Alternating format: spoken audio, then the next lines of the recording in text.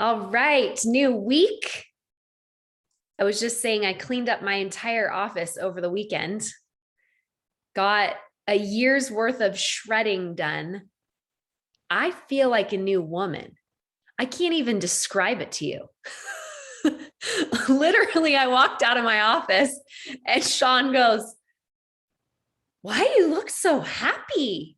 And I said, "I did the shredder pile and I vacuumed after." Like I vacuumed inside of the shredding machine so that no shred was left behind. I was thorough. And then dusted every shelf in my office, rearranged my whole area so that when I looked at it, I didn't see clutter. I saw peace and tranquility. And I don't feel like I have to hide my office when guests come over anymore. I feel like I could walk them in and say, "Here is my office," without, "and don't mind the mess." Now, the rest of my house, I can't speak for that, but the office, I'm so happy with it. And the funny thing is that for a year, guess what my thought has been? I should do the shredder pile. I should get to that. And when I realized yesterday that I have been wasting all of that energy and shoulding all over myself about a shredder pile, it took me 1 hour. 1 hour. And now the drama is over. The power of our thoughts, right? And how we can just do it, just get to it. All right. It's so fun to have you here today. Can you believe it? Just 2 weeks left together with this phase that we've been in. I love this community so much. I want to extend a huge thank you and gratitude for allowing me to coach you these last 90 days. This has been an incredible experience. Also want to thank you for your patience with me as I've learned and grown as a coach, and the process that has been together. Truly, truly my honor. And I'm so grateful to have been through so many things with you. And all of you are messaging me and emailing me and telling me how much you're getting out of it. And that to me is the biggest reward of them all. So if you haven't heard yet, mark your calendar for Wednesday, October 20th at 10 a.m. Mountain Time. It is going to be a free webinar that I am going to do for you, all about the zone, what the zone is, how to get into the zone, and why now is the perfect time to get in the zone.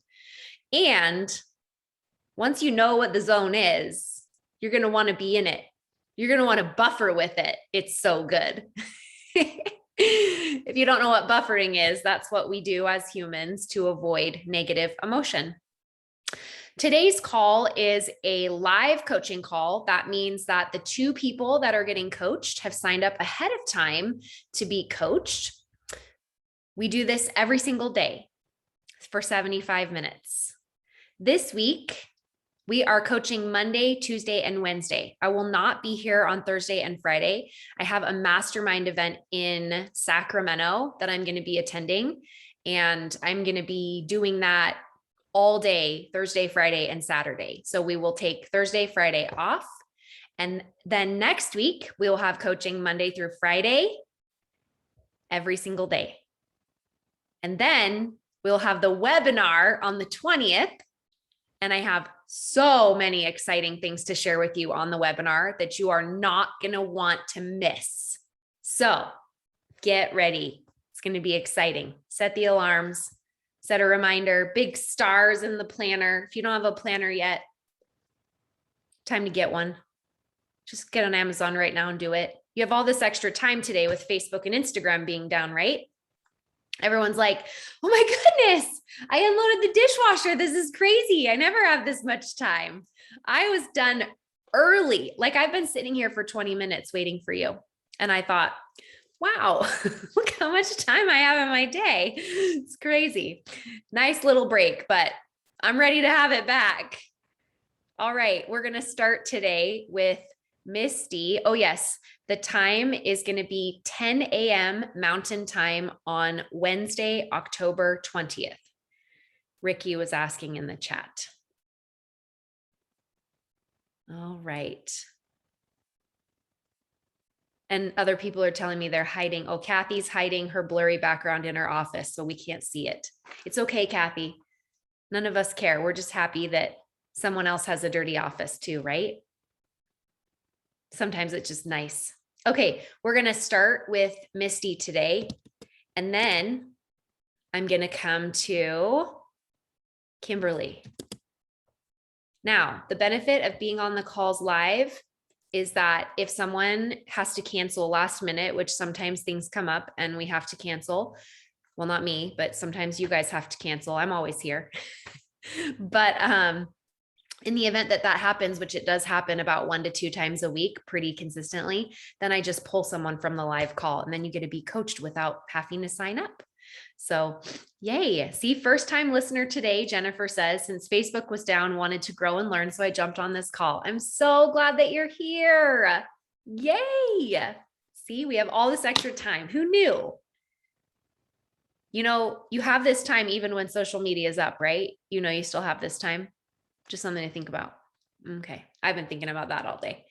All right, Misty, we're going to coach you first. And if you're new to coaching, which I know some of you are, I use the model. Brooke Castillo's the model. I'm certified through the Life Coach School as a life coach. It's pretty awesome. And every situation that you encounter is a circumstance. And when you encounter it, you have a thought. And that thought creates a feeling inside of you. And from that feeling, you take action, and your actions drive your results. So when we talk about the model, we'll call it for short CTFAR. So you're going to see me use that. Write it down, CTFAR, just one right on top of each other. And I'll show you here on my paper what that looks like. C, T, F, A. We leave extra space after the A line because there's a lot of actions that come when we have feelings. And then R, your result. So circumstance is like the facts, the boring part. Nothing exciting happens here.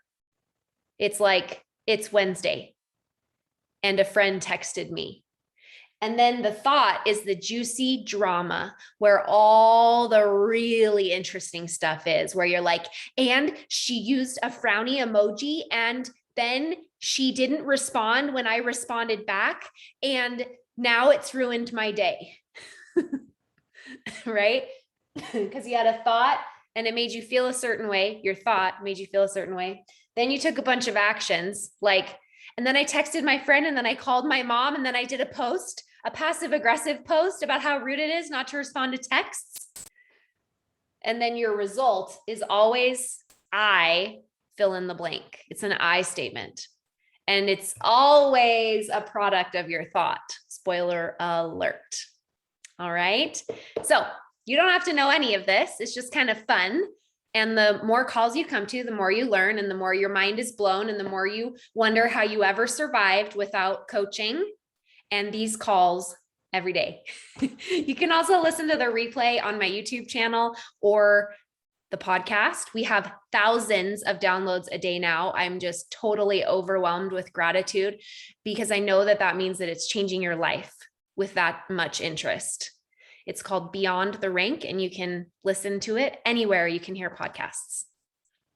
If you happen to be listening on Apple iTunes, please feel free to give it a 5-star rating if you love it and leave a comment. We love feedback. Okay, Misty, you're up, my friend. What can I help you with today? Oh my Lord, got so many C's. When I break down what I think I really need to release and what I need help with, and there's a thought coming into this already. So you already know, I know the CTFAR, model. I have been with Plexus for 5 years, and I'm specifically talking about Plexus, my business, and how my life is relating to that business and vice versa. I always feel like time is running out. And the reason I feel like that, and the reason I feel like I struggle with things not happening like I want them to happen, is I'm an ovarian cancer survivor. And ovarian cancer comes back 90, actually it's probably closer to 100% of the time. And most women die within the first year of it. And I did not. I'm still here. And I decided at that moment when I did survive it and I got through chemo that I would make the most of my life. And I would do the things that I knew I wanted and needed to do for my life and my family. And I probably don't voice this ever, probably never say it out loud, but I just always feel like I'm running out of time and I need to hurry and get to where I need to go.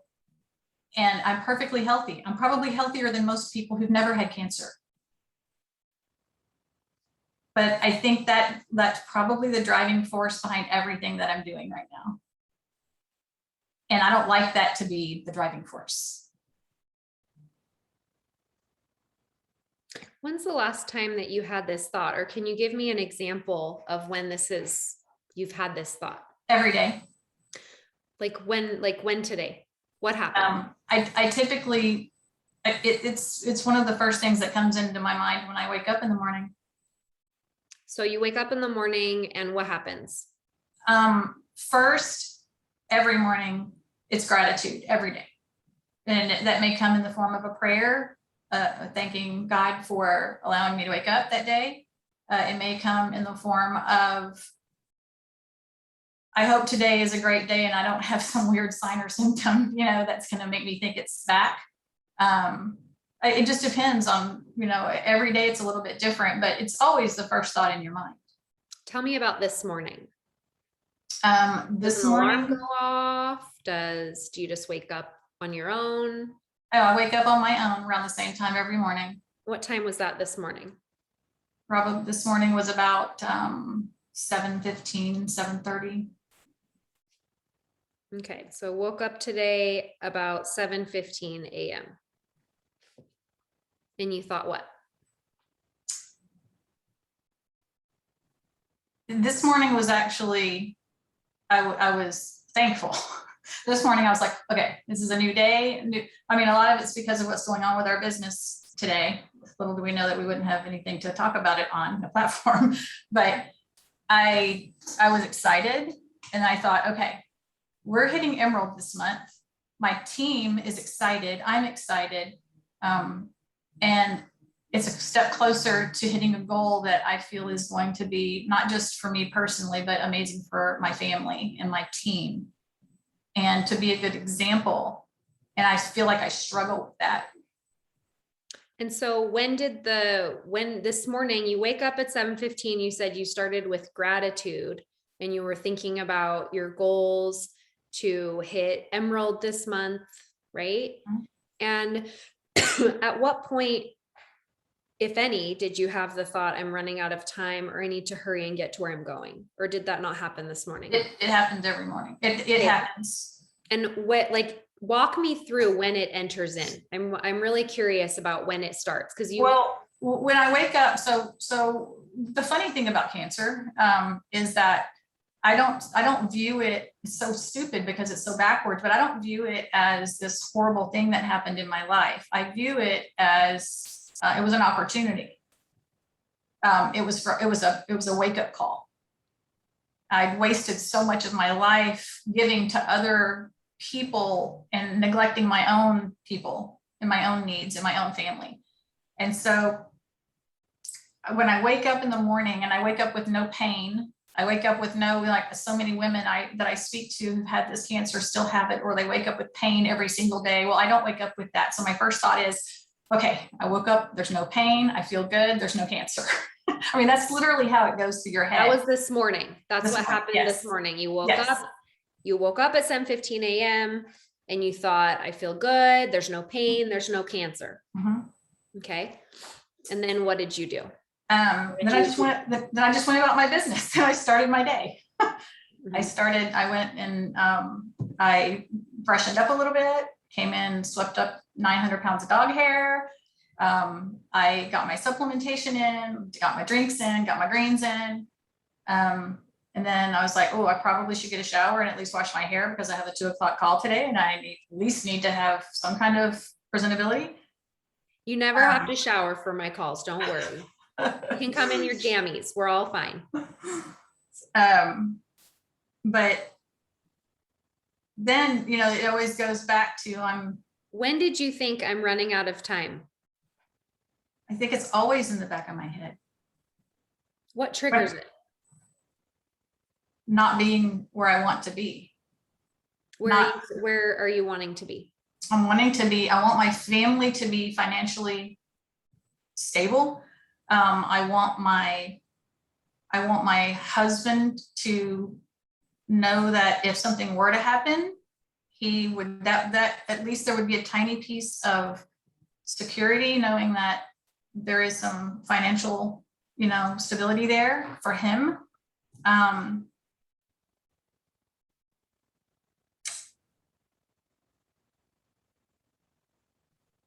It's just real deep. I mean, I don't know how else to, every thought behind everything I do is I need to make the most of my life right now. I need to do all the things that I should have been doing my whole life that I didn't do. Need to do all the things that I'm 54 years old. Did you say I need to do all the things that I should have been doing? Yeah. And what else did you say with that? For my in my life that, I feel like I could have done so much more in my life and in my family's life and been more present had I realized before cancer, I don't know how to say, I don't want to sound cliche. So before a cancer diagnosis, everything's just daily routine. You just go through the motions, just daily. You do all the things. You go to work, you come home from work, and then after it, perspective sets in. Like, oh my gosh, I wasted a lot of time not living my life the way I wanted to live it and doing the things that were meaningful to me. And now I can, and I am, but I don't want to have a recurrence and be set back now.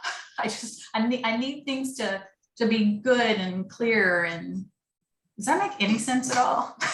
Yeah. So what I'm going to put for your circumstance is ovarian cancer. Okay.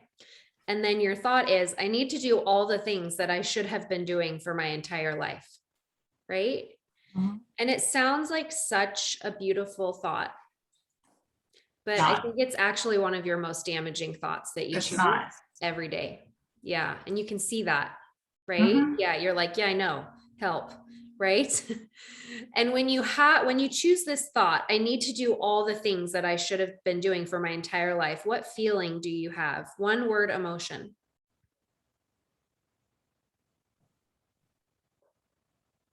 Regret. And when you feel regret, what do you do? I work harder to make up that things that I feel like I didn't do. What goes on in your head when you feel regret?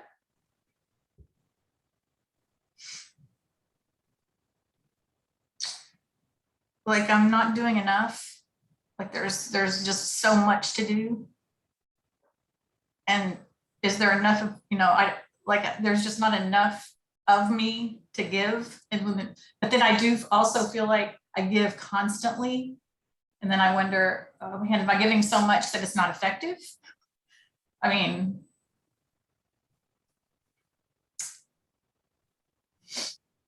what are you avoiding when you feel regret?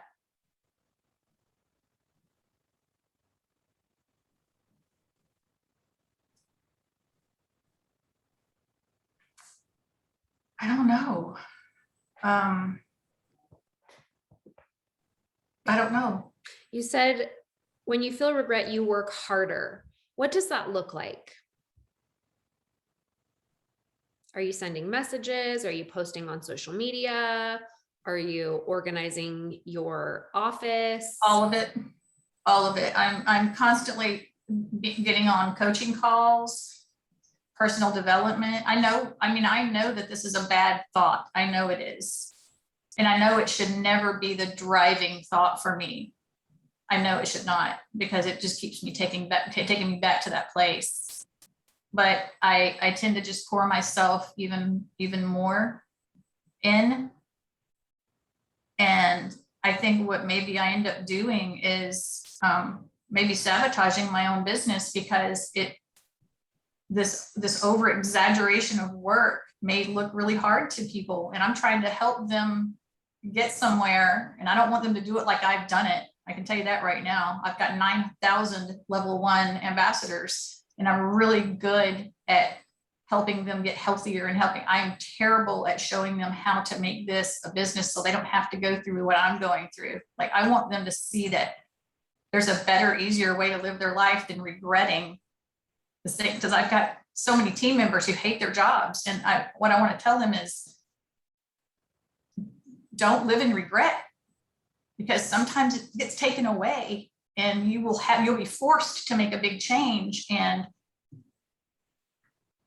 I wouldn't trade the change. I'm gonna be honest with you, I would not trade the change. But what I would trade is the feeling that now I've got to make up all that time, make up 25 years in a career that I had. At the same time, I'm trying to make up time now.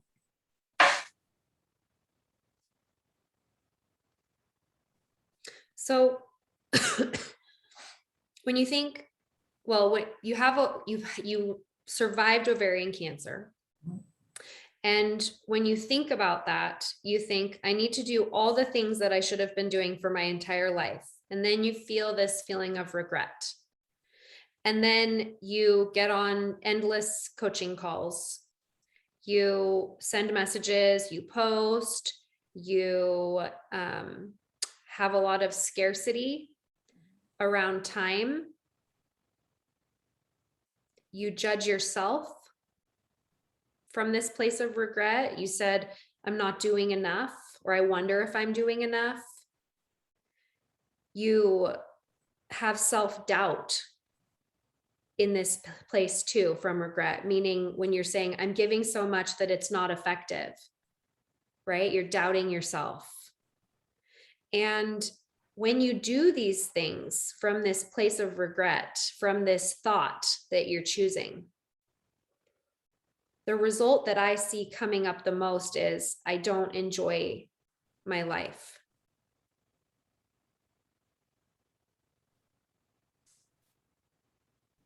I do though.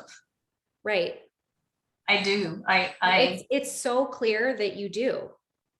But every time you pick this one thought, that's your result. Takes away from the joy. Yeah. Even if it's just 10 seconds every day.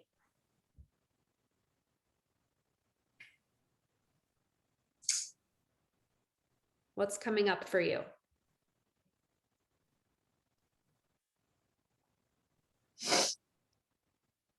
So when I was planning on talking on this coaching call today, this is not what I was going to talk about.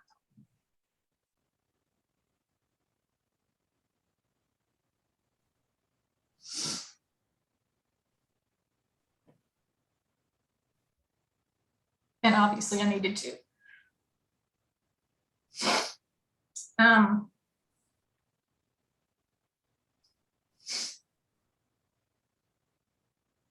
I'm loving my life more right now than I've ever loved it before. And that's what I want people to see. But I think instead what they may be seeing is this frantic hamster wheel, like go, go, go, go, go.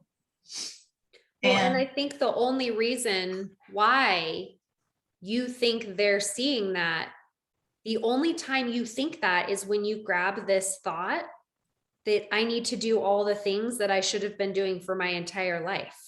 It's almost like this security blanket. It's like this scarcity security blanket where you're like, I have to make sure that I don't lose any more time. So I got to grab this reminder and I have to think it at least once a day. And I have it in the back of my mind all day long because it feels so safe and comforting. But it doesn't seem to be in alignment with who you are in general, because I can tell by looking at you and hearing you and all the other things that you're saying that you are the happiest you've ever been, that you're living your life more full than you ever have. And you have this perspective about cancer that most of the world doesn't walk around knowing.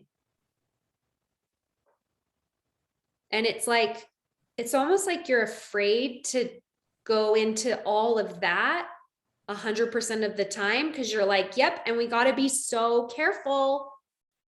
So we've got to remind ourselves every day that we need to do all the things that we should be doing for our entire life. Why do you think you want to keep grabbing that thought?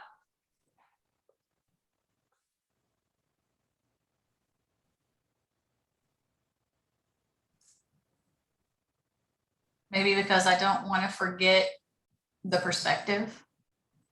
Like, I don't want to lose the perspective of, I don't want to get back into the routine of taking every day for granted. Explain to me how you would lose your perspective. I don't want to get comfortable with being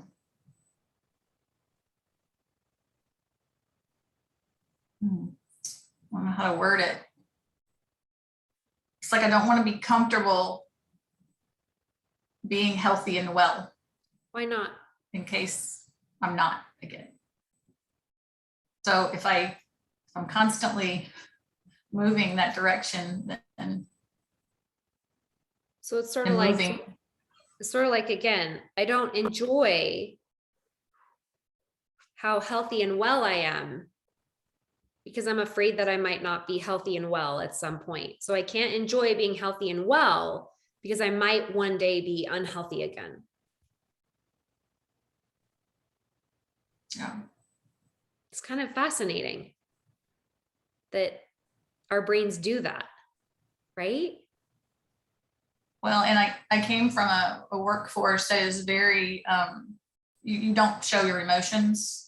I'm by trade a paramedic for 25 years. So you have to suppress because you can't do your job if you don't.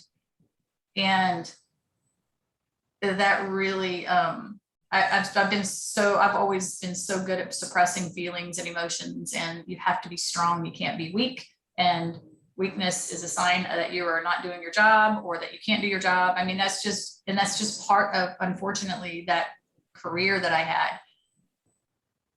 So do we want to carry that with us now?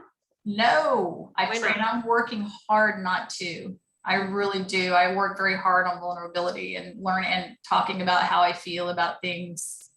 I don't think I'm very good at it. I think that's probably where I'm the worst, honestly. And those are just your thoughts, right? No, I think it's real. Your brain's telling you it's all facts. You're like, yeah, these are just facts about me, but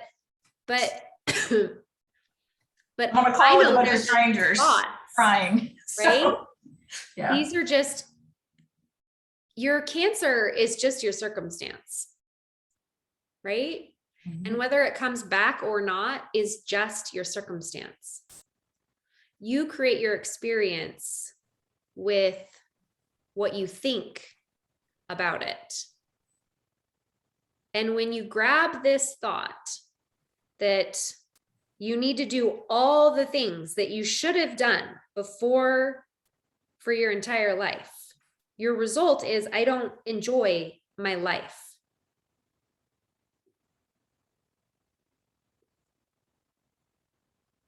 In that moment, when you grab that thought. Correct. Not that it's happening 100% of the time, right? No. And it's almost like there's this black and white thinking that's going on here, right? Black and white thinking is you're either in or you're out. never, always. And we miss the entire human experience when we're in black and white thinking. Because whether you have your cancer back or not, you're still going to have a 50-50 experience, right? Let me explain for those of you that might not know what I'm talking about. Okay.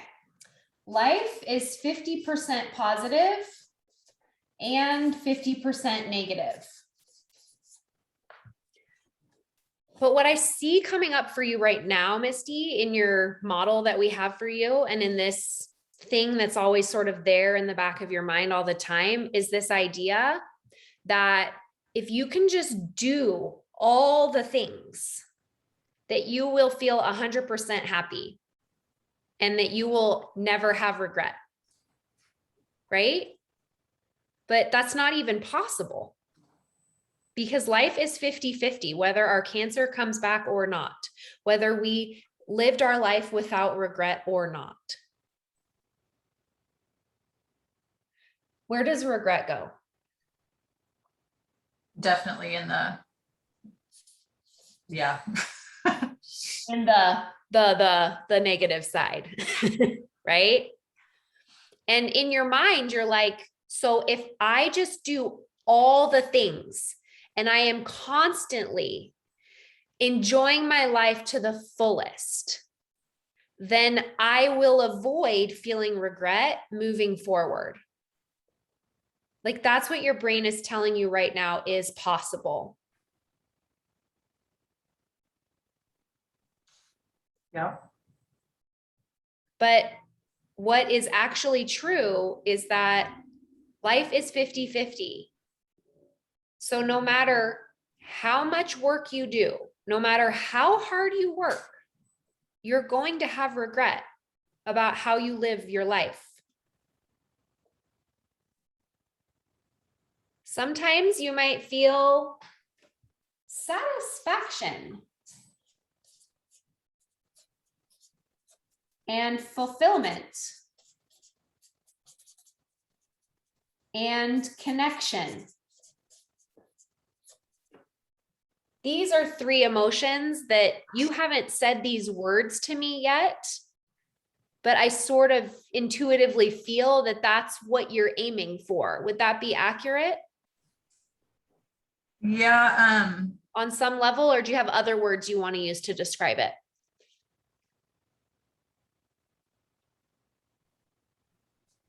I think that's probably pretty correct. Like if you don't want to feel regret, what do you want to feel instead?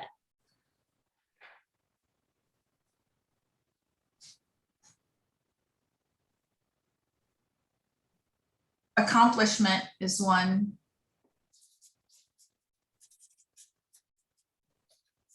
I'm going to put accomplished because meant would go over into my negative part across the line. And I have very type A tendencies. I know that's just my thought, but there it is. I want it to stay. Like it's bothering me that the T has come over the line here. Just draw your line thicker. It's a problem. Draw your line thicker. Draw it on the right. Just add a little. I don't know. Then it's not going to be equal 50-50. So, okay. So accomplishment is what you'd rather feel than regret. Interesting. I want to stop and pause here for a minute. Accomplishment is a positive emotion, right?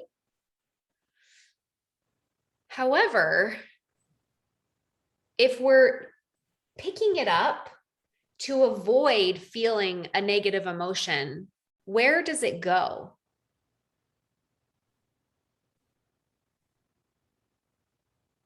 Into the negative. Yeah. Buffering.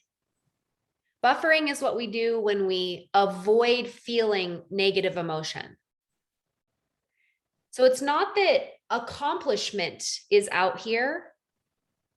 It's all the behavior that we do to avoid regret that's out here. Right? Mm-hmm. So it's like, watching endless coaching calls.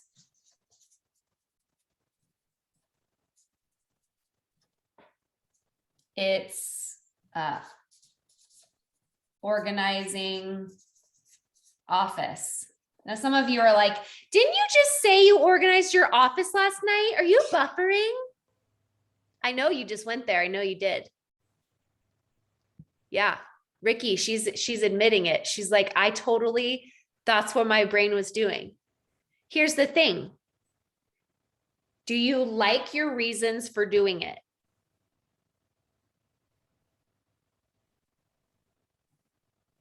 Not all the time. Not all the time. Probably 50-50. Yeah. Right? Yeah. I totally cleaned my office last night because I don't use my phone on Sundays. I put it in airplane mode on Saturday night and I don't turn it on until Monday morning. And I didn't want to watch TV. I wanted to do something with my hands. I didn't want to feel bored. So instead of feeling bored sitting on my couch while my husband watched sports on his phone, and I'd already decorated the house for Halloween, so my options were limited. The dishes, I didn't want to do them. Some of you like to buffer with doing dishes, not me. Nope. And Sean did the laundry. God bless him. So it was office time. Yep. And if I'm honest, I was feeling a little bit insecure and a little bit anxious because I'm so excited and scared out of my mind for the next 2.5 weeks because I'm doing something that's new. And so what did I do? I buffered and I organized my office, but it didn't have a negative result in my life. It brought me a lot of joy and happiness. It's still bringing me joy and happiness. I walked in today and I was like, oh, yes, clean office, right? So when you do it, do you like your reasons for it? Honestly, only you know the answer to that question, right? Sometimes we're like, yeah, I totally ate a whole sleeve of Oreos and I totally like my reasons for it. It doesn't help that I'm trying to lose 15 pounds, but I mean, in that moment, I needed that sleeve of Oreos. Yeah, I did. I like my reasons for it. I needed it. I felt so sad. See the difference? Yeah. Okay. So what I want to ask you is explain to me why you shouldn't feel regret. Why I shouldn't feel regret? Shouldn't. Why shouldn't you feel regret?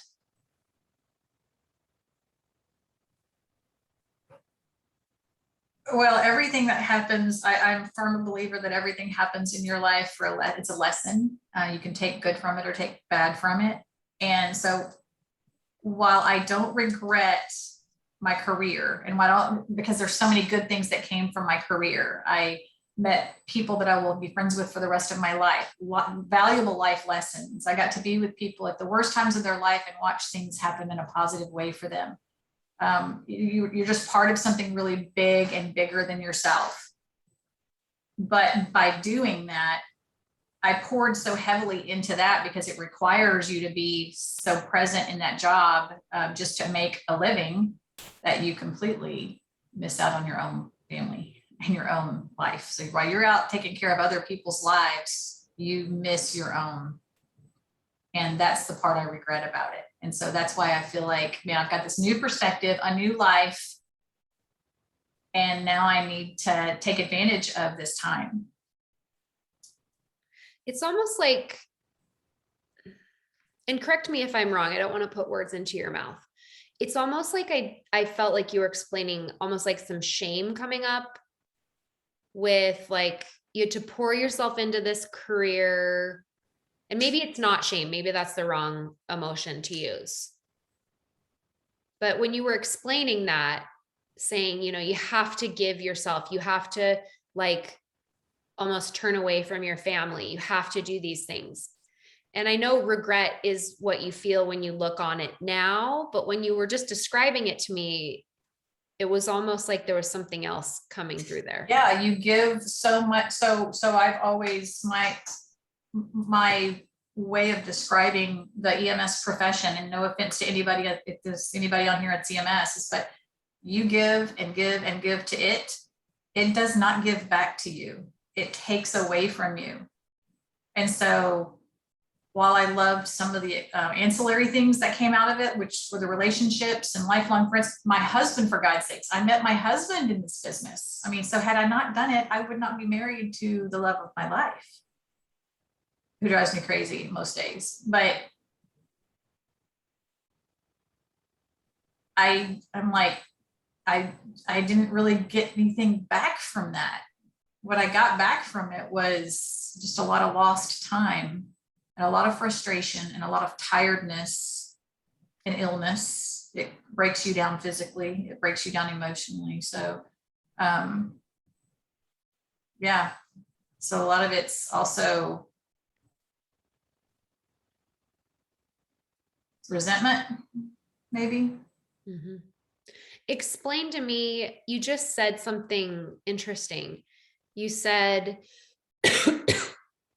in one sentence, you told me that, you know, everything in your life is a lesson. It's a teaching moment. You don't regret any of it. You met your husband in it. It was this thing that really gave you so much perspective in your life. And then the next sentence, you talked about how it took everything from you and left you with nothing. It's and that resentment and it's that 50-50 circle behind you. So there were a lot of positives. It's like not matching up in the way that your mind is explaining it is very black and white. And I think that's where it's getting you stuck, because on the left hand, you're like, yep, it was the best thing ever. And I learned so much from it. On the right hand, you're like, and it ruined my life. And now it's ruining the rest of my life because I have all this regret. And I shouldn't feel regret. None of it should have happened that way. And so it's like, explain it to me, because it's not lining up. Because it's the circle. There are beautiful things that came from, so that circle is my career, which took up a lot of my life. And in that positive side, there are relationships. There's my family. There is, I mean, it provided for our family. It was hard, but it provided for our family. I loved what I did. I truly loved taking care of people. What I have also found out is that I was actually in the sick care business and I'm now in the health care business. There's a big difference. So there's those positives. The negatives are, I lost a lot of valuable time pouring into things that never really gave back. The business side of it never gave back. The business side of emergency medicine is brutal.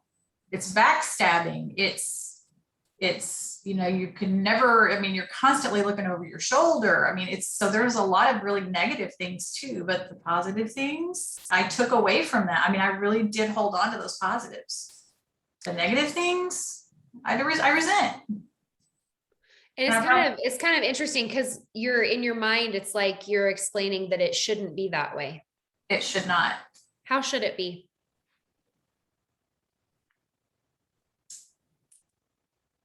I don't know. I don't know. It's the curiosity around this that's going to help you truly move forward and decide what you want to believe about what happened in your past and how you want that to shape your future, right? And in your mind, what your brain is going to try and do is it's going to try and make sense of it really quickly and really efficiently. And that's your lower brain. Your lower brain is just trying to process and efficiently stow away so you don't have to think about it too much, right? We just want to move forward. We don't want to feel regret again. And if we do everything perfectly this time, then we won't feel regret at all. But you know that's not true now, right? But when you look at this thought, and this is the work that I want you to do, over the next couple of weeks or months or however long it takes is when you see yourself, when you recognize yourself choosing this thought of, I need to do all the things that I should have been doing for my entire life. I want you to be curious about that. And what were those things? And what do I make it mean that I didn't? And shouldn't I waste time?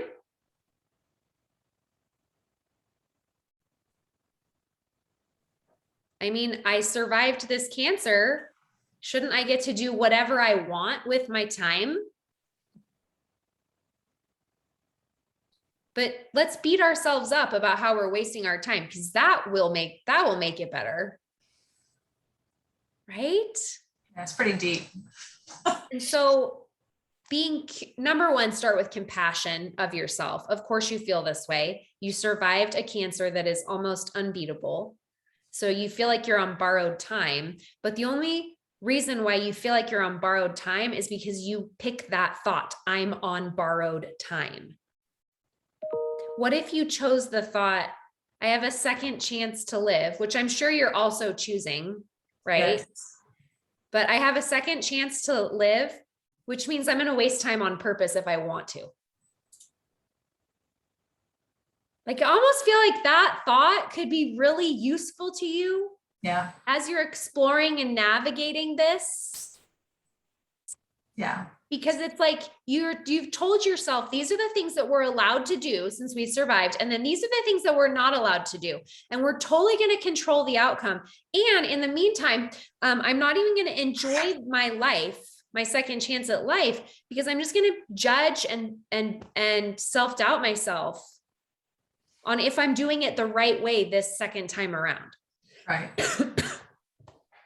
Which is not in line with what you want. No. Right? I think you just said it in a nutshell. I was very successful in my career. I went as far as you can go in the career. And I feel like I did that out of necessity. And I did it out of necessity. And now I'm in this new career. And I'm also very competitive. Like, I am super ultra competitive. And my upline is actually on this call listening right now. So sip it. But I feel I'm competing with myself. Like, if you did all that, you can do this. What's slowing you down? Now you have something you really need to live for and do this for, and you're not doing it like you think you should be doing it. And so you better hurry up and do it. Well, and it's like one of the things that I always like, a lot of times when I coach people on this, what they'll think is they'll be like, oh yeah, I shouldn't have goals. I shouldn't be driven. I don't need to feel accomplished. And that's not what I'm saying. I'm a huge believer of setting goals and achieving things. Yeah. But what I've seen happen over and over again for people is that they seek the accomplishment out of a place of scarcity because they think it's the only way to do it. Or they seek accomplishment because they don't want to feel the regret. And then they get there and they can't understand why they feel so unfulfilled, so disconnected, like an imposter sometimes. Uh-huh. It's because you can take whatever action you want to take. Your actions are going to give you a result. So a lot of times people will, super successful people will be incredibly unhappy. And they're like, I just don't know what's wrong with me. Like, I have all this money. I've achieved everything there is to achieve. And I just feel nothing. And it's because they have these thoughts, right? And then they just buffered out of the negative feelings and they buffer their way all the way to success. And what I want to teach each and every one of you listening to this call is that there's something so much better than the highest rank your company has to offer. And I still want you to achieve it. But doing it in a way where in your result line is, I enjoy myself. I love myself is your result. Because it's so much better than the achievement itself. The person that you become along the way, when you're like, okay, I'm going to go for the rank, and I'm probably going to feel regret at some point, and I'm all in anyway.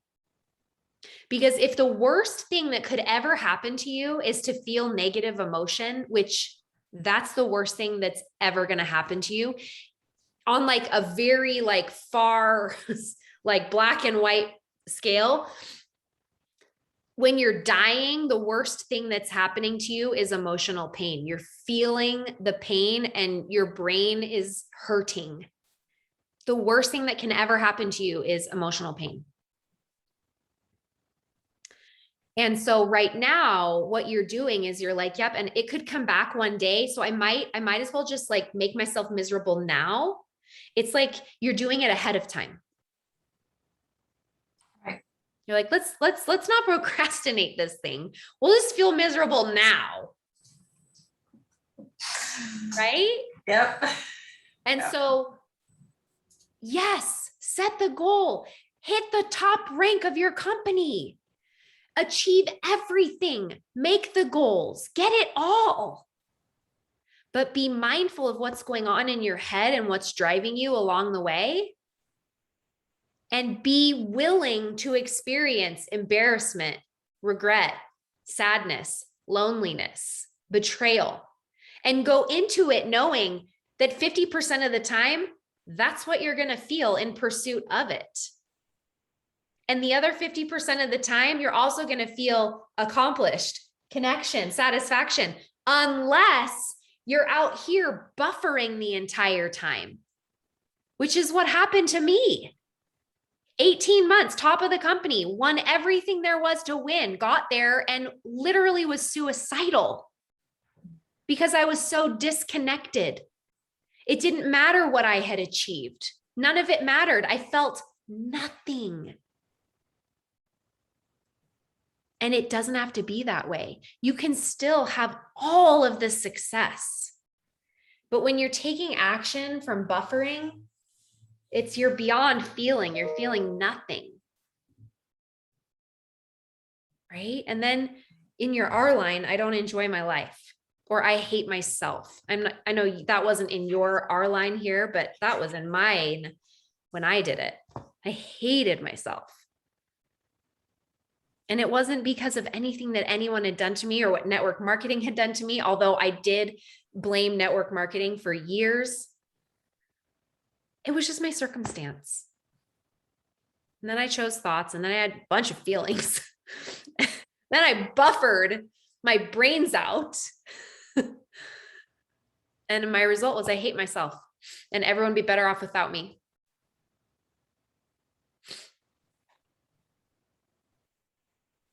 It's no wonder I felt that way. I didn't want to feel negative emotion, and there's no way out of it. You can't get out of it. It's 50-50.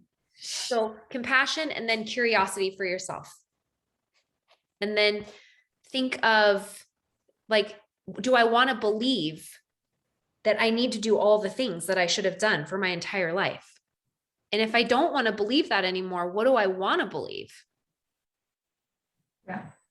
Like, could you tack on an and statement to it and be like every time you hear yourself say it, I need to do all the things that I should have been doing for my entire life. And this is all bonus time anyway. So I can do whatever I want. Yeah.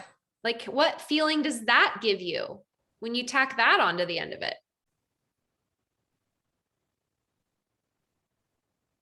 Makes it a little more fun.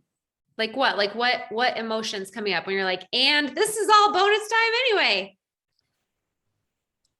And I can do whatever I want. And I feel like I do what I want. I feel like I do what I want, but it comes back that thing, you know. Well, yeah, because it's memorized. You have this memorized model where you're like, oh, it's time to think the thought. I need to do all the things that I should have been doing for my entire life. It's 9:01. Time to think that. Okay, good. Check. And that's a heavy burden feeling And that you way. can just, that's like the best news ever. Because who's in charge of choosing that thought every single day? Me. Just you and only you. Nobody makes you think it. Nobody's like, okay, time to think that thought today. No, you're literally choosing it every single day, multiple times a day. You said it's there all day long. But yeah, it's not constant. It's there. Like a hangnail. Yeah, it's not ruining your whole day, but sometimes it hurts. Yep. If you brush it up on something. Yeah. It's your hangnail thought. Right? Yep. You can just like bite the hangnail off. Or you could go to the nail girl and have her fix it. Yeah. Or you can just leave it there and have it fester. Keep you from enjoying your life every day. Which then what happens is 10 years from now, then you look back and you're like, I wasted so much time. I regret that I regret. Like if you don't fix it, this result is going to keep showing up. Yeah. 5 years down the road, 10, even if you beat cancer 3 more times, you don't fix this thought, you don't fix this result. Yeah.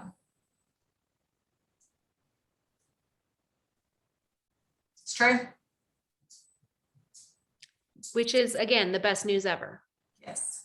Because we can't control cancer, but we can control what we think about it. Yeah. So grab that new thought. Start with the and statement, right? Yep. And this is all borrowed time anyway. And I'm going to do whatever I want.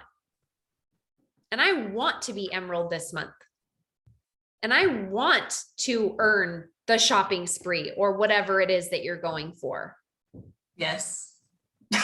Right? Yeah. I want this. I choose this. Yeah. And it's funny you say that because I don't have time for you right now. I'm going to last year that was my big deal. It was like, oh my God, I'm going to sweep the whole thing and I'm going to be like, everything's going to be great. It was great. Just didn't fix anything. Yeah. Because you got to fix the thought. It's the gut. It's the root healing. Yeah. If you don't fix the thought, it just keeps coming up over and over and over again. Yeah. Network marketing just puts a big microscope on it. And it's like, ooh, let's look at it really close. We'll bring it right to the surface. And people will say, oh, I just don't think this is right for me. I just had this icky feeling all the time. I'm like, oh yeah, I know. I can't stand the thoughts in my head when I'm around network marketing sometimes too. It's not the network marketing. It's what you think about it. Yeah. Right? All right, girl. Thank you. You're welcome. And you dug pretty deep today. Good. Just my soul is stirred right now. Good. That's the power of thought coaching, right? Yep. Stirring the soul. Yep. All right, Kimberly, you are up, my friend. What can I help you with today? It would be nice if I learned to unmute. Oh yeah, all of us, right? It's like you'd think we'd know by now, but we don't. It's fine. Okay, so I have been trying to pick a single thought and I haven't been able to pick one. So I'm just going to spill for just a minute and let you pull one out. Perfect. Because you never have to come prepared. I do all the work for you, remember? Okay, so I was in Plexus before for 4 years, only reached silver, left during a very traumatic divorce. I'm a single mom of 3. And I came back after 2 or 3 years, I can't remember. And I ranked up to gold one time after, I don't know, it was probably 6 months, 6, 7 months ish. And I hit gold And right then, like, I didn't feel anything when I hit gold, and I was super frustrated because I wanted to be like, boom, like fireworks. Went to convention in Arizona, went to Momentum Movement in Florida. I came home to a family that was very frustrated with me for taking vacation when they didn't get to go on vacation. Real raw moment. I went because I needed to build belief in myself, not because I wanted to have a fun trip. It was great. I had a lot of time. I had a lot of good times. I made a lot of great memories, met great people. But now I feel like I just don't know how to balance working from home in my corporate job with Plexus and my family. Like, I'm struggling, and I'm like, okay, I'm gonna earn the shopping spree. I'm gonna like work really hard. But to be honest, I'm recovering from like crazy anxiety and depression where I was suicidal over the summer after everything. And it was really hard. And I just, like, I want this to work so bad, to be an example for other people, because I want other people to know it works, because I know it works. I know it works for other people, if that makes sense. You want other people to know what works. Well, big picture, I want other people to know that you can be raised poor or in a poor situation, whether that's financial or just your family situation, but you choose how you actually live your life. Like, drugs, alcohol, abuse, like, I come from a lot of that in my background, and I have a lot of people around me with a lot of that heavy burden on them. And I want to be an example for other people, that just because that's in your past doesn't mean it has to be in your future. Like, I want to help other people overcome all of those things and be financially free, and know that just because today they can't pay their mortgage, tomorrow they could have all their bills on auto pay without thinking about it. Like, I want them to see that there is a different way to live life. And for me, I feel like I want that so bad, but everybody around me, it doesn't work. You're wasting your time. You're spending too much. You just cut out. Hopefully you can hear us. I can hear you now again. Maybe, no, it's okay. Maybe turn your camera off. Sometimes that makes the signal better. As much as I would love to see your face, because I love coaching when I see your faces. But I wonder if that might. It was a phone call coming in that muted me. It said you're muted, and it had a phone call coming in. So. Oh, that's probably what it was. Okay. So there's two directions that I sort of want to go with this. Okay. But I'm going to pick the first one first and just be a little bit nosy, and then we'll see if we need to go the other way. Okay. Okay. So there was this thing that you told me about when you hit gold, right? So ranked gold one time. And you said something about fireworks. Yeah. And the lack of fireworks. I wanted it to feel like, I wanted to feel the accomplishment. I wanted it to be like, I don't know, I just wanted it to be big, and it just didn't feel big. Like, it didn't feel, I don't want to say it didn't feel celebrated. Like, I had the cute little graphic. There was a post, like that kind of thing, but it was like, oh, okay, that's cool.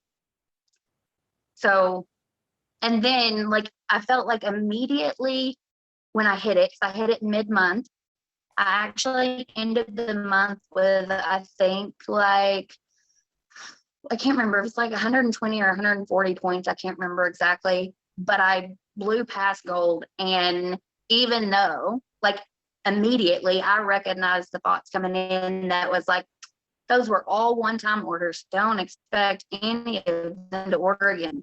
Like, so immediately, even though I was still in momentum and still doing all of the things and still growing all month long, I recognized real soon that I was already negative thinking it all away. Yeah, it was like you just went straight to scarcity. Mhm. Yeah. That's how I lived my whole life, I feel. Mhm. So one of the things you said, it didn't feel big when you hit gold. Yeah. And why did it need to feel big? Explain that to me. Mm, I don't know. I guess, well, I do know. Not say that. Because it was something that I had worked for. Like, I had worked so hard. And when I say worked hard, like the first time I was in Plexus, I worked my beat off, not necessarily on the business growth, but personal growth. I was not in a place in that marriage, in that time frame, in that section of my life to be gold, ruby, emerald, anything. Like, I literally was working my way from scratch, trying to build myself up. I didn't grow up with people building me up. I didn't have that support around me. So I felt like all those 4 years that I was in Plexus the first time was literally just building myself up and learning to recognize my thoughts. Even though I'm not great about it, I'm personally, I feel like I've grown so much. And so before, even though I felt like I was working towards gold, I was really just growing myself, I felt. And then this time when I came back, I was like, I'm in a better place in life. I'm happier. Like, everything is just better. And that way, when I actually get it, I'm going to feel like, yes, I finally accomplished it. And then I can move on to the, and when I hit it, I just remember sitting there like, oh, okay, that's cool. Like, there's 100 points there. Like, it wasn't, I didn't feel accomplished, if that makes sense. And why didn't you feel accomplished?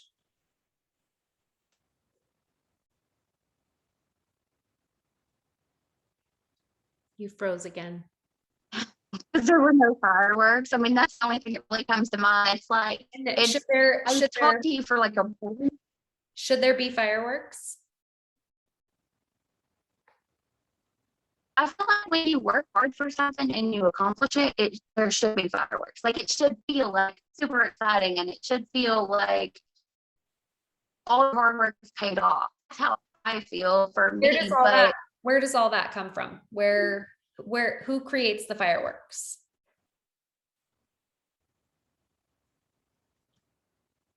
Oh no, now we lost her for real. She got kicked right off. So hopefully she'll get back on. But if not, she can listen to this on the replay. Because what I want to try and understand is what she was explaining was that there was this anticipation of fireworks, right? This big deal. And then when she got there and she didn't feel the fireworks, her brain was like, yeah, and something's gone wrong. It wasn't supposed to be this way. I think she's getting back on now. I see her face. yeah. Oh, there you are. Okay. Okay. Okay. We'll see. It's still a little bit in and out, but can you hear me okay? I can hear you good. Okay, good. So what I was saying is that it's like there was this anticipation for how it was going to feel when you achieved this rank, right? And then when you got there and it didn't happen, your brain was like, and it means that something's gone wrong. This isn't how it's supposed to be. It was supposed to be fireworks, right? And the fireworks didn't come. And so one of the things that I think is so powerful here is asking yourself this question. Why, number one, who's supposed to create the fireworks would be a really good question to ask yourself. Where do the fireworks come from? And what does it mean about me when I get them? Sort of like this idea of when people say, oh yeah, they're being sassy when they say this. Of course, this is just my thought and interpretation about the circumstance, right? But you'll see people who are like, oh, if you didn't post about your lunch, or if you didn't post about going to the gym, did it really happen? And I'm like, no, it didn't really happen. I have to post about it or I don't get credit. Right? Yeah. And so it's like, you're like, yeah, like they did the gold post for me. I got the post. It was all fine and well. It was lovely, right? The post was lovely. I hit the rank. I went past the rank. But yet I never felt like it was a big deal. Why not? I did the same thing when I graduated college. I was the first person in my family to go to college. I was a bad teenager. I dropped out of high school at 16. I got my GED at 17. I got married at 18, and then I went to college after I had 3 kids. I was the first person to go to college, the only person to graduate from college in my family. And I feel like there was so much family drama going on at the time of my graduation that it was like, wah, wah, no big deal. I mean, I know it was a big deal. I went through, living at a shelter with 3 kids because I didn't have a good home life. It was a big deal that I graduated college. I've worked at the same job for 9 years because of that degree. I know that it was a big deal, but even like you can look at my graduation day pictures and I am the most miserable person you've ever seen in a cap and gown. Where do our feelings come from? I guess our thoughts. Yeah. And I think it's really interesting that the way that you just described yourself was, I was a bad kid, because I just heard you describe a very strong, intelligent, persevering young woman. Yeah, I feel like I definitely made changes. Like I could have had a totally different life if I would have repeated what I grew up with, but I chose not to. But it's so interesting because what I'm getting at here is that when you hit gold, there were no fireworks. When you graduated from college, there were no fireworks. It's almost like there's this theme when you have accomplishment, and where our feelings come from are our thoughts. So it's our thought in the moment that is creating the emotion. Okay. So at your college graduation where you said, oh, the family drama ruined it. But who ruined it? Me, because I didn't live in the moment. With what? With the accomplishment that I had. With your thoughts. Mm-hmm. Right? Ruined it with my thoughts, yes. Because this upsets people sometimes when I say it. The only person who can hurt your feelings is you. Is me. Yep. With your own thoughts. Right? Right. And that moment that you graduated from college and felt like it was just that drama was preventing you from enjoying that moment. Is that true? No. I prevented me. Go ahead. I prevented me from feeling the accomplishment and really just enjoying the moment because I was focused on outside things. My thoughts were not on my day and my accomplishments, which is kind of like the theme of my life. I'm like the helper, which is one of the reasons I love Plexus, but it's like everybody kind of comes to me and I don't say no. And so I'm constantly pouring into other people. and constantly focusing on other people instead of focusing on myself. And I'm not saying that you should or shouldn't, because Right. if you like your reasons for serving others, then we don't even have to put it in a model, right? Like there are things that like, it's just not useful. We don't need to put the world into a model or every thought we have into a model, right? Like if we like our reasons for it and we're happy with our result, then But great. But I'm not. And that's Right. one of, like, for me, it's like, sometimes I don't know when to turn off the helper mode. It's like, for example, this summer when I was in a very, very bad place and I didn't hardly want to get out of bed. I remember one day laying in bed and thinking like, and I, like, my thoughts I know are hard to deal with sometimes, but I'm sitting here thinking like, it's just too much. Everything is just too much. And then I hear somebody say, oh, the dog threw up. And my body, like, without me even realizing I'm thinking about it, my body jumps up and says, oh, well, let me handle that too. So let me go clean up this throw up from the dog while I'm sitting here like in shambles, because everybody else around me could do it, but I felt like I had to. Because that's why. Yeah. Because I feel like everybody expects me to. It's kind of like, What happens? Can't we just leave the dog barf there? yeah, we can if we want to clean a bigger mess up later. We could if somebody We else have to would clean do it up, No, somebody else could have. or nobody, Or yeah, we could have left it. right? It's like a lot of times, again, there's black and white thinking going on here, right?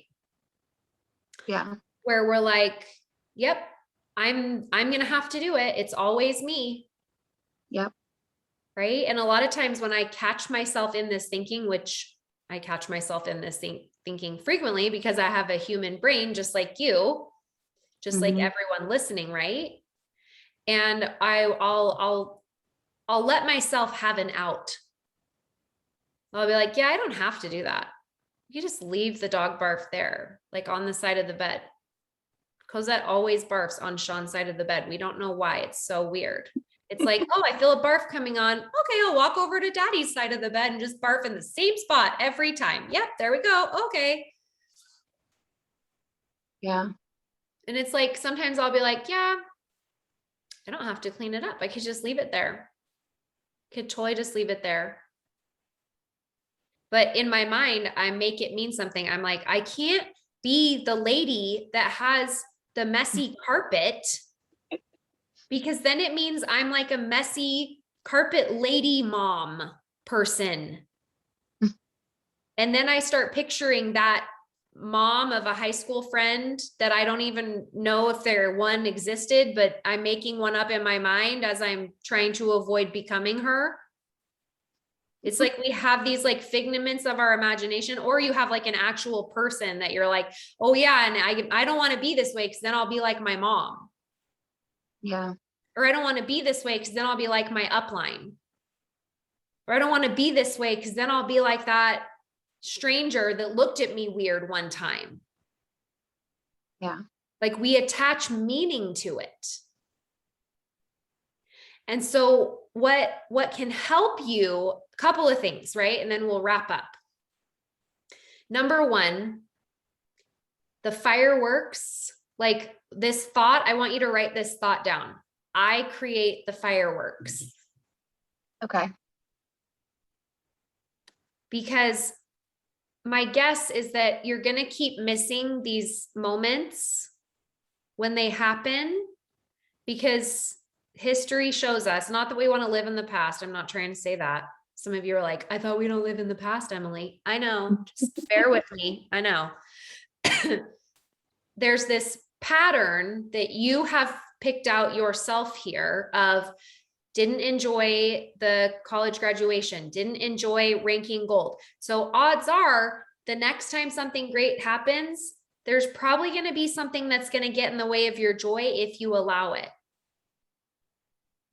Right. But if we take accountability for ourselves rather than right now, what I see, and I know we didn't put it into a model and put it all out, but the actions that I see coming up in your A line are victimization. I was a Yeah. victim of my family's drama, so I didn't get to enjoy my day. I was a victim of this lack of fireworks. Even though everybody did everything that they were supposed to do, I still like didn't get to enjoy it. Like it's like victim, Yes. right? And instead of describing your experiences, telling your story as one of a victim, I wonder what power you could take back in your life if you described your story as, I am a perseverer.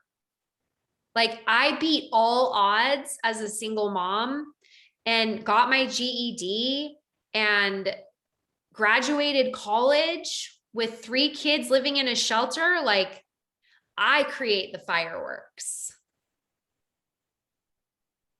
Okay. See how different that is? Yeah, it's empowering. And both are available to you.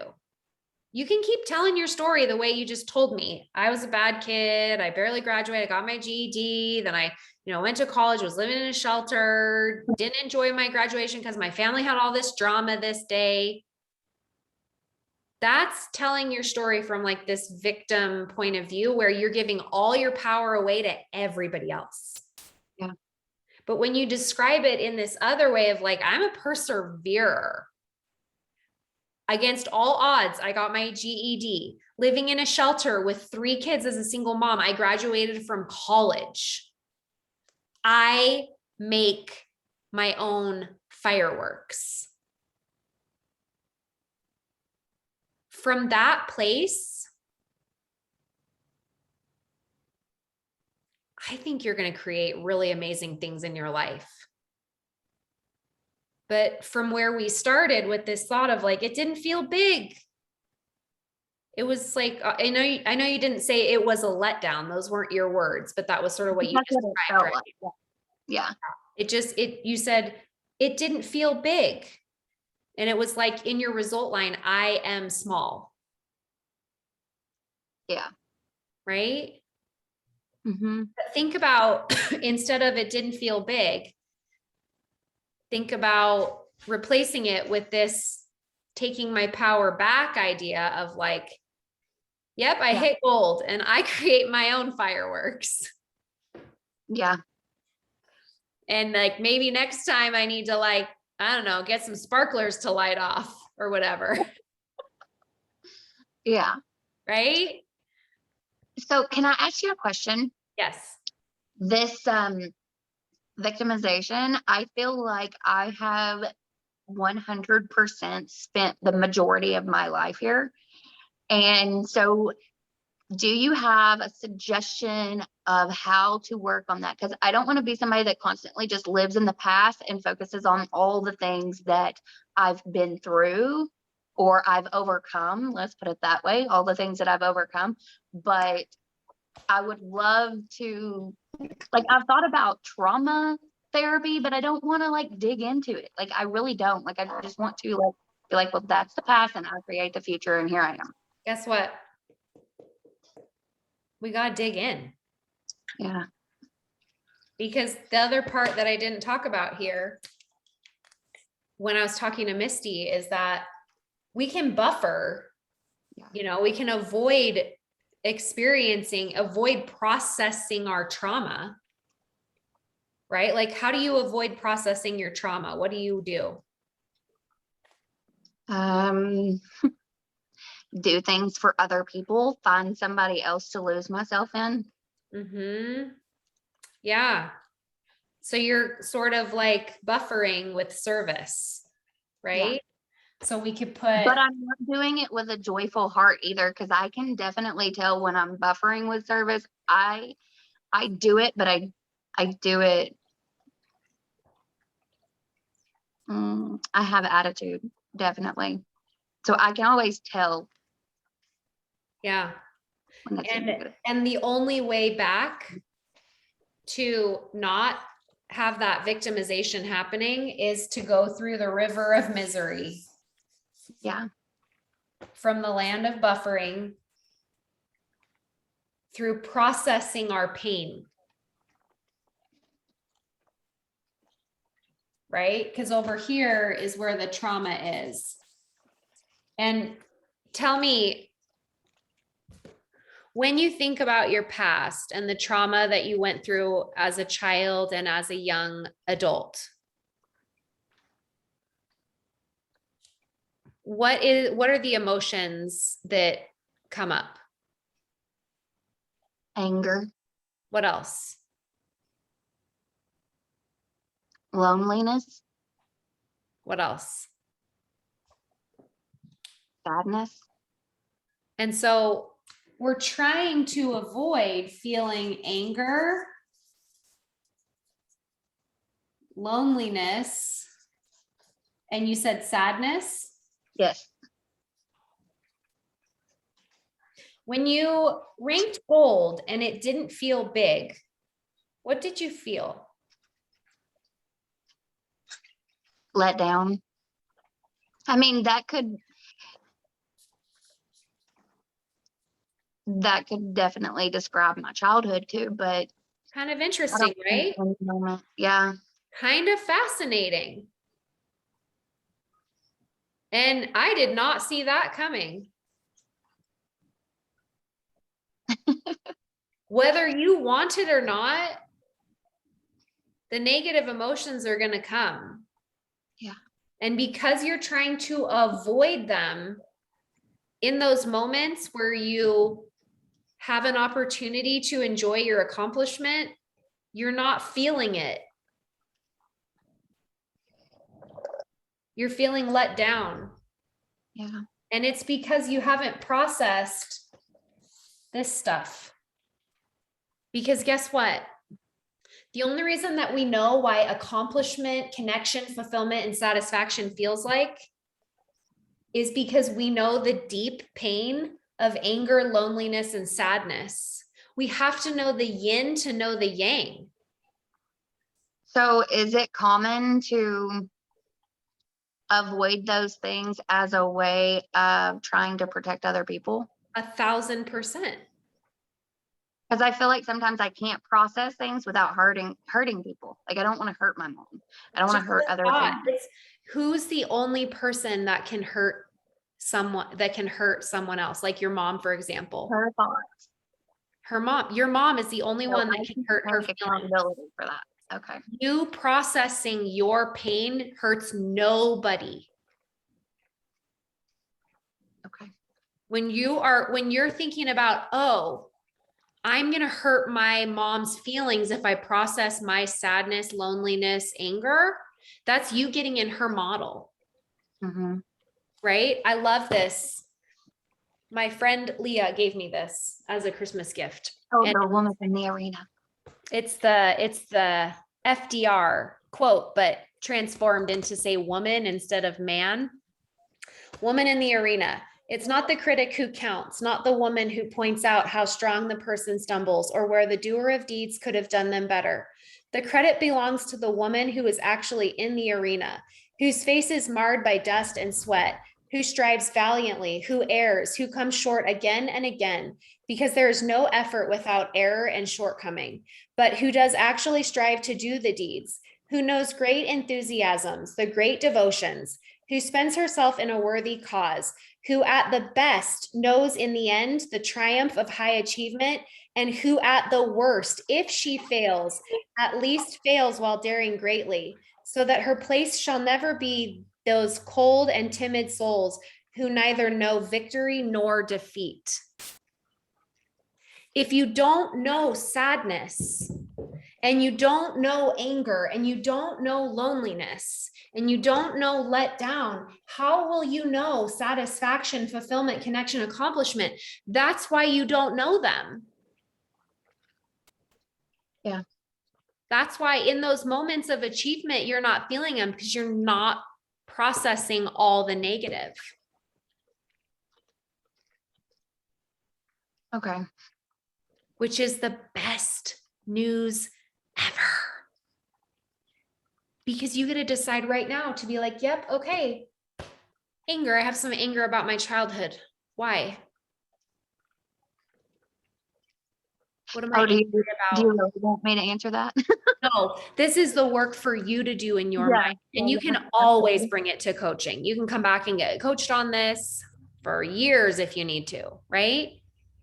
But like this is going to be a process of you processing the emotion. And what I like to do is number one, start with compassion. Of course, you would not want to feel these emotions.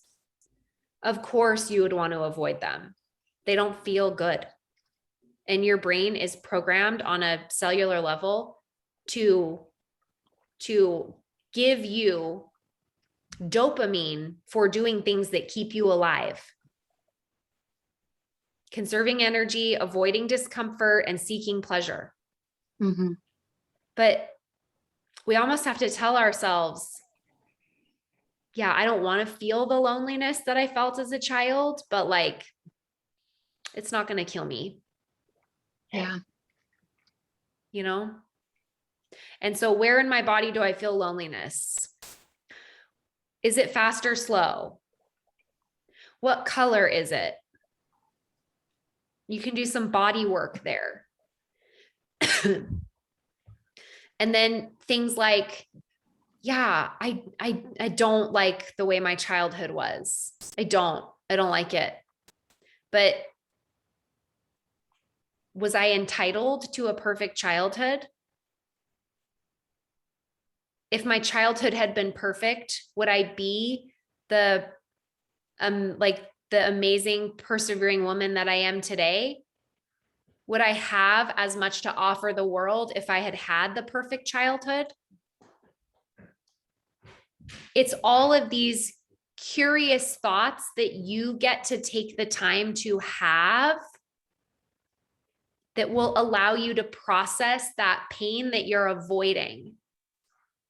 And when you avoid the pain, you cannot feel the fullness of the joy because your brain doesn't know how to recognize it.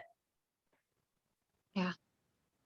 And I get it. Like, I don't like feeling loneliness either. And I grew up in a step family that for my whole life, I told myself I never fit in and I'm not a part of that family. And I've been in therapy for all 39 years. But your mom, your childhood, it's just your circumstance. It's just your sea line. Yeah. All it is. It's just your sea line. And what you think about it is what creates your entire experience and the result you're getting right now as a grown-up. Yeah. Okay.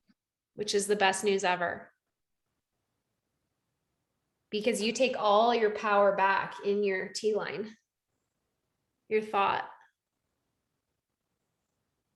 Instead of, I was a bad kid, I was a perseverer. Against all odds, I got my GED. While living in a shelter with 3 kids as a single mom, I graduated from college. I create my own fireworks. Yep, I sure as heck do. Yeah, you did, girl. Right now, you're just giving all the power away. Take it back. Yep. You totally got this. Awesome. Thank you so much. I can't You're wait to go back and re-listen and write down more notes. And yeah, this is going to be awesome. I appreciate it so much. You're so welcome. Okay, guys, we'll see you back here tomorrow. Bye.